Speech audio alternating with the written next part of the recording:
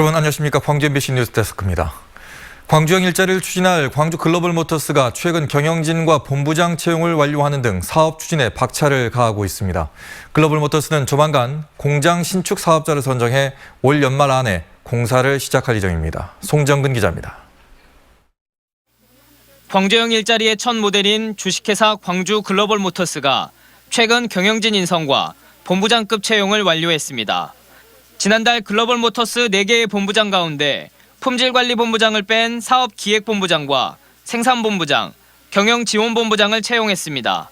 본부장급에 이어 팀장급 25명도 조만간 채용 절차에 들어가는 등 채용 절차에 속도가 붙자 자동차 관련 업종에 취업을 희망하는 학생들의 기대감도 커지고 있습니다. 자동차에 관심이 많은 터라 자동차과에 지원하고 제가 자동차에 대한 이수 체계, 특성화 고등학교에서 배울 수 있는 것들을 배웠기 때문에 제가 광주형 일자리에 꼭 취업하여 광주형 일자리의 주역인 생산직 직원 1000여 명의 채용은 내년 말쯤 진행될 것으로 보입니다.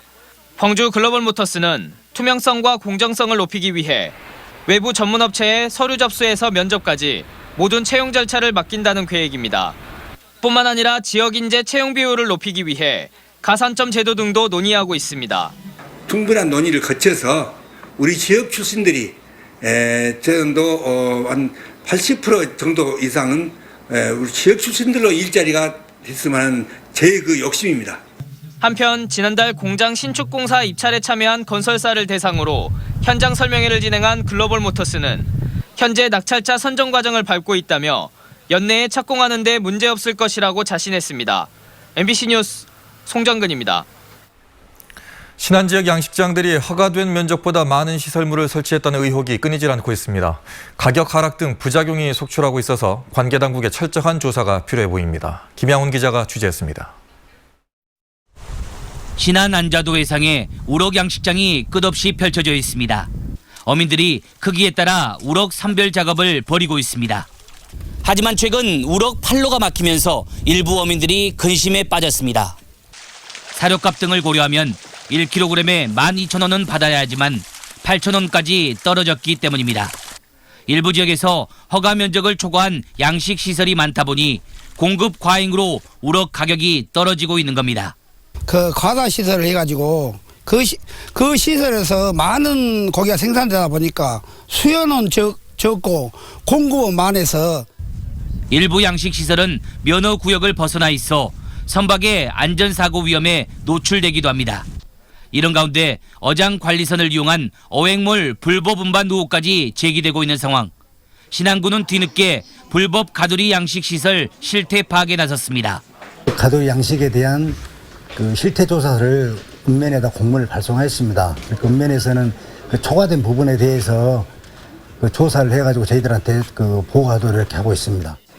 신안 지역 어류 가두리 양식 어업 면허는 8개 지역에서 30건, 143헥타르에 달합니다. MBC 뉴스 김양훈입니다. 보좌관 급여 착봉 논란을 일으킨 광주시의원에 대한 징계가 추진됩니다. 광주시의회는 내일 윤리위원회를 열어 보좌관 급여 착봉 논란을 일으킨 민주당 비례대표 나현 의원에 대한 징계 절차에 착수한다고 밝혔습니다. 나현 의원은 보좌관 급여 명목으로 의원들이 매달 각출한 돈 80만 원을 자신의 보좌관으로부터 되돌려받은 사실이 드러나 물의를 빚고 있습니다. 돈봉투 논란으로 시작된 이른바 머리채 싸움으로 당사자 곡성군 의원들이 경찰에 소환될 것으로 보입니다. 곡성경찰서는 이르면 이번 주 곡성군의회 민주당 김을남 군의원과 무소속의 유남숙 군의원을 참고인 자격으로 불러 싸움의 발단이 된 2014년 새정치민주연합 돈봉투 사건의 사실관계를 확인할 계획이라고 밝혔습니다. 두 의원을 포함한 곡성군 의회가 군민에게 사과하고 의회 윤리특위가 두 의원들에게 출석정지 30일의 징계를 내렸지만 돈봉투 사건의 진실은 아직 명확하게 밝혀진 게 없습니다. 관급공사 청탁을 위해 공무원에게 수천만 원을 준 혐의로 기소된 화순군 산림조합장에게 항소심에서도 실형이 선고됐습니다. 광주지법 형사 1부는 뇌물 공여 등 혐의로 기소된 화순군 산림조합장 64살 A씨의 항소심에서 징역 1년 8개월과 함께 벌금 2,690만 원을 선고했습니다. A씨는 지난 2016년 화순군이 발주한 수만리 생태숲 공원 공사 등과 관련해서 화순군 공무원에게 5천만 원을 건넨 혐의로 기소됐습니다.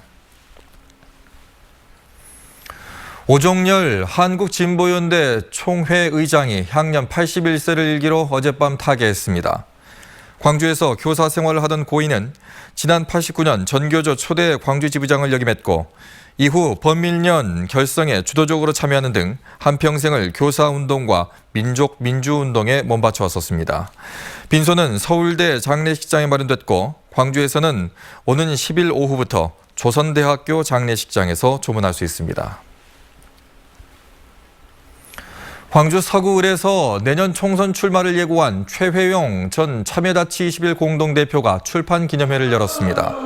최 전 대표는 저서를 통해 시민 촛불혁명으로 정권을 바꿨지만 대한민국의 불평등, 양극화 문제는 해결되지 않고 있다며 사회 구조적인 모순점에 대해서 나름대로의 대안을 피력했습니다.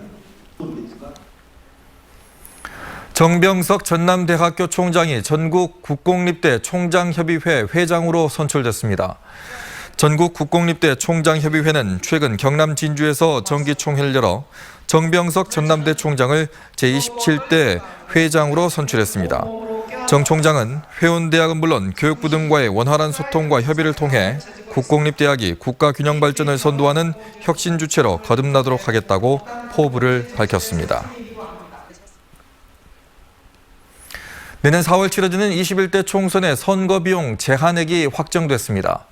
전남 10개 선거구의 선거비용 제한액은 지난 20대 총선보다 600만 원 오른 평균 1억 8,200만 원으로 선거구별로는 고흥, 보성, 장흥, 강진 선거구가 2억 9,300만 원으로 가장 많았습니다.